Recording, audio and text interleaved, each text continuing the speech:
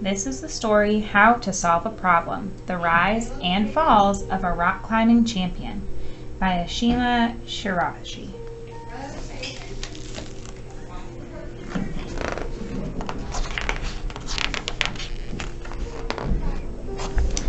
Dear reader, the first time I met Ashima Shirashi, we were talking about hip-hop, books, and dessert.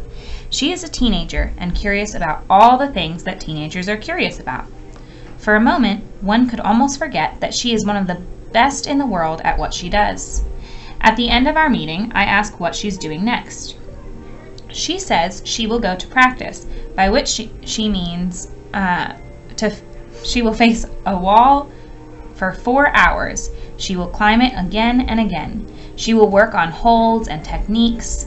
She will make mistakes and make them again until she learns how to do it better. Being the best in the world is not something we are born into. Ashima's parents aren't climbers. They are artists, New Yorkers. Her mom loves to sew and still makes the pants Ashima climbs in. Her father was a dancer, the kind of guy who takes his young daughter to Central Park and lets her climb the rocks because it's fun, not knowing there's a champion inside her. Being the best in the world is made of countless hours in the gym. It's made of mistakes and falls. It's the discipline and care and the time it takes to go back to that wall and try again. The ability to try again after failing. That's what it takes to be great. That might be Ashima's greatest superpower. I imagine every child might like to be the best in the world at something, and I know of no better guide than this teenager who likes hip-hop, books, and dessert, who, after school, will go to a wall in Queens or Brooklyn and keep working on that wall, that problem, as a climber would say, until she has solved it. I am Ashima. What I do is climb. What I do is solve problems, which is to say, I make them mine. We climbers call our boulders problems. We also call our problems problems, and to solve them both is sort of the same.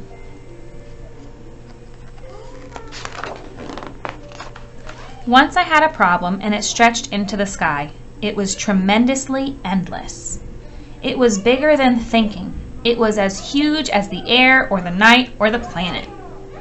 It was a problem bigger than any I had ever seen, and I've seen plenty. There were twists and turns. There were places that looked as slick as glass. One part was arced like the question mark. Another part stuck out like my father's elbow in a photo I have seen of him dancing. And another room. There were many parts, and none looked easy.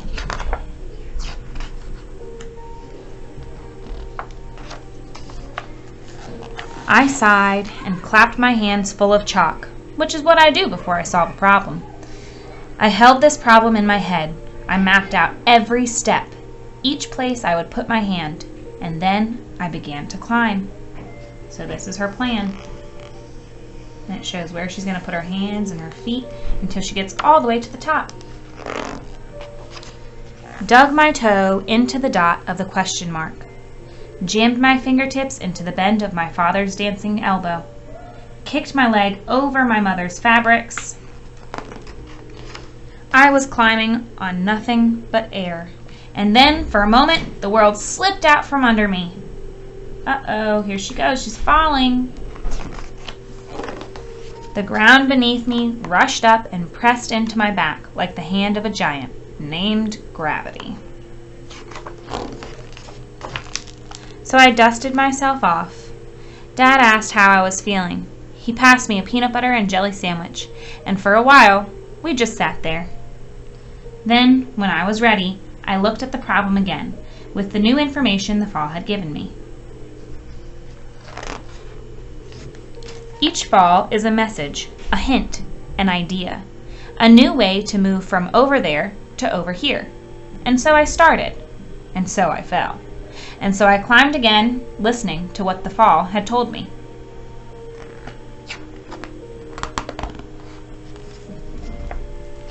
The problem that was endless, which I broke into little pieces, the problem that gave me hints with each fall, and surely and quickly I climbed the wall.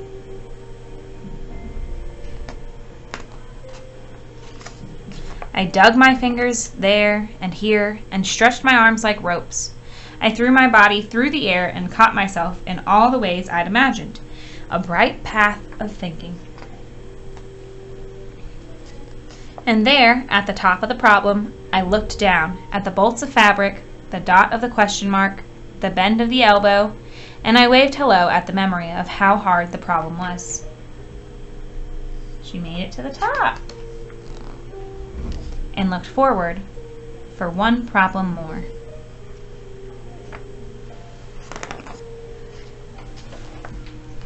And that's the book.